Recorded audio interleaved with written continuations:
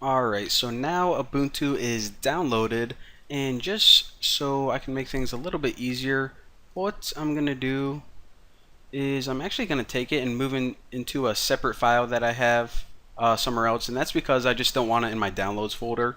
So I'm just going to take this and drag it. You don't need to do this, I just like having things real nice and neat. But anyways, this is the file, so now let's go ahead and install it on our virtual machine. So open up VMware Player, and from here we're going to hit create a new virtual machine.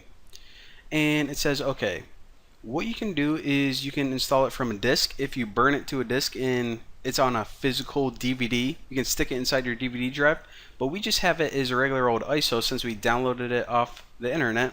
So I'm going to click on this, and that is the file, and just hit next. So we're going to create a virtual machine, a virtual computer, using that operating system, Ubuntu. So next, and what am I going to do? Personalized Linux, give it the name Bucky, and we'll talk about user accounts within Ubuntu later on, but for right now, my username can just be Bucky and make any password. So, and make sure you remember this because whenever you have your operating system installed and it asks you to log in, it's going to ask for this password. So hit next. And alright, it doesn't really matter what the name of it is. I'm just going to say Ubuntu, I'll say YouTube so I know which one. And hit next. The default location is where you always want to put it. Alright. So what you're doing, like I said, is you're pretty much creating a virtual computer, a simulation of a computer within your computer. So it's going to take up a bunch of files, and it's also going to need a certain amount of memory or RAM in order to run. So for all of the files, I'm just going to store them as one single file, keep everything nice and neat, and hit next.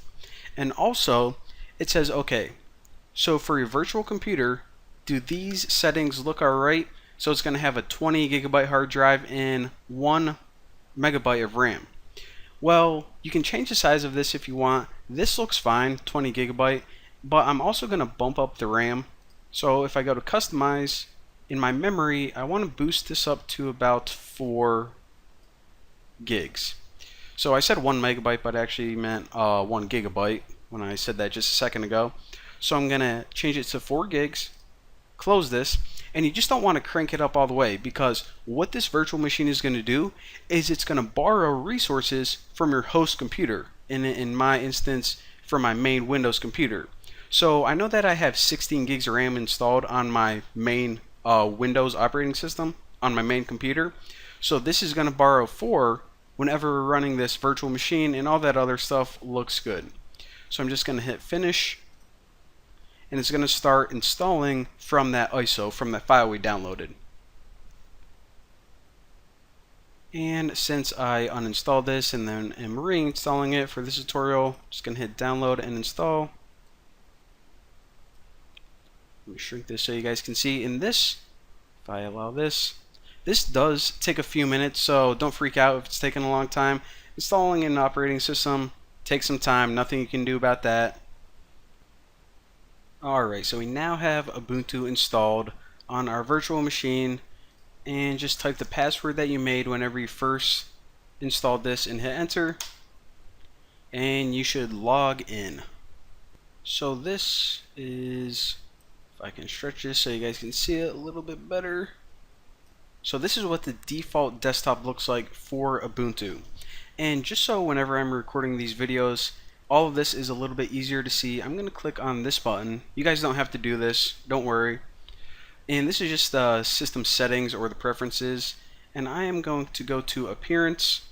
And these buttons right here, I just want to make a little bit smaller so you guys can see them all. So I'm going to bump this down to, I don't know, like 40. That's pretty good.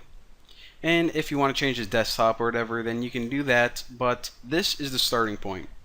Now, Ubuntu comes with a couple programs that you don't really need, or I'm not going to be teaching it in this video.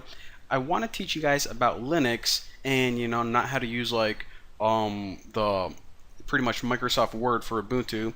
So I'm also going to right click and just unlock or undock these if you're an Apple person. So unlock from launcher, unlock, and also this Amazon one. And there you go. So that's our starting point. If you guys want to, play around with this a little bit, then feel free to explore. And just remember, anything you do in here, don't worry about breaking, because if you, just go in and accidentally delete all these files for Ubuntu, it's never going to affect your host operating system. There's nothing you can do inside your virtual machine that's going to mess up this stuff right there. So if you guys want to play around, feel free, and in the next video, we'll continue learning more about Linux.